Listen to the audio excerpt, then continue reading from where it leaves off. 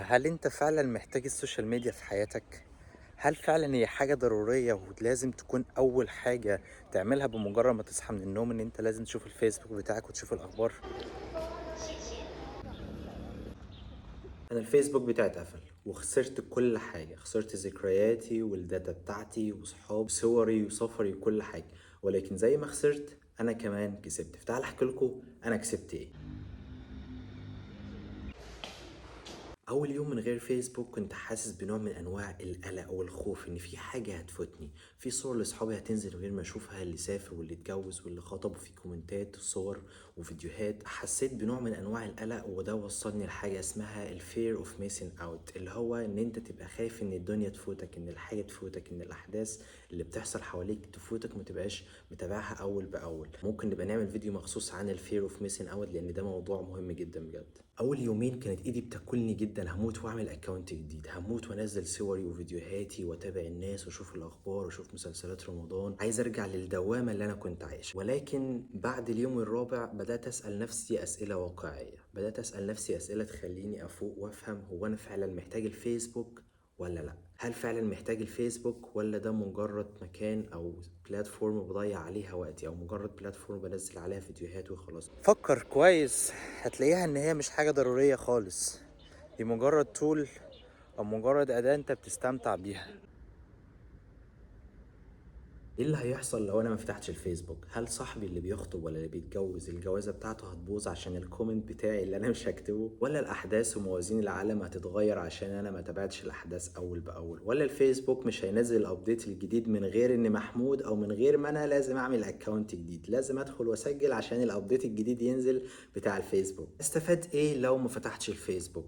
اولا عشان نبقى واقعيين ومتفقين ان في ناس كتيره جدا حياتهم مبنيه على السوشيال ميديا وعلى الفيسبوك، حرفيا حياته هي السوشيال ميديا دي حياتهم، سواء شغلهم الكارير بتاعهم، بيتعلموا منها، متابعين اخبار معينة لاماكن معينة او لاحداث معينة. هل الفيسبوك هو المكان الوحيد اللي بتتابع عليه الاخبار وينفع تجيب منه مصادر وتتعلم منه وتتابع كل الحاجات اللي انت مهتم بيها والمجالات كلها؟ طبعا لا. في مصادر وفي بلاتفورمز كتيرة جدا ومواقع كتيرة جدا بتوفر لك الخدمات دي وفور فري، واهمهم واولهم هو جوجل نيوز. بعد اسبوع تقريبا بدات الاحظ ان في عندي وقت كتير جدا بيضيع، انا مش عارف انا كنت بعمل فيه ايه. الوقت ده اللي كنت بقضيه على السوشيال ميديا، الساعتين اللي قبل ما انامهم ده لو ساعتين اصلا كنت بعمل فيهم ايه؟ اول ما بصحى من النوم اول حاجه بمسكها بتفرج عليها ايه؟ الفيسبوك. فدلوقتي ما عنديش فيسبوك، فانا مش عارف الوقت ده كان بيضيع فين. وانا قاعد في المواصلات ما انا مش عارف انا بتفرج على ايه.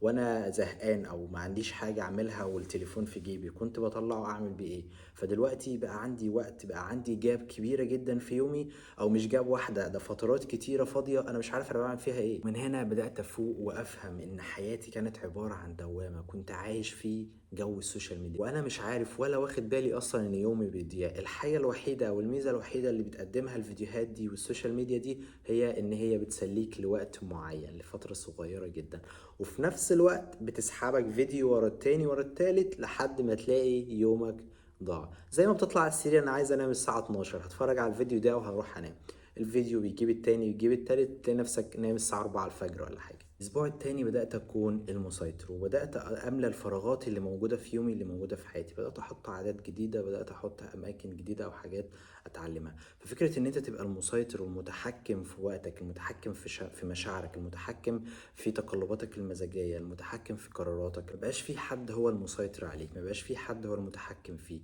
مبقاش في حد هو اللي يديلك فيديو او يديلك اغنية عشان تفكرك بموقف وحش او بعادة وحشة انت بتعملها فتلاقي نفسك متضايق. مش مفيش حد متحكم فيك ان هو ينزل لك اعلان عشان يخلي عندك رغبة ان انت تشتري حاجة معينة، مع العلم ان انت اصلا مش معاك فلوس ولا انت اصلا الحاجة دي محتاجها. دايما احنا مش بنتعلم غير لما موقف يحصل لنا، مش بنتعلم غير لما حاجة تحصل تأثر علينا او تخليك تفوق.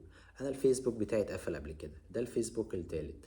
لما اتقفل اول مرة وتاني مرة في نفس اليوم كنت عامل اكونت جديد وعامله بنفس التفاصيل القديمة وبدأت انزل واعمل كل حاجة.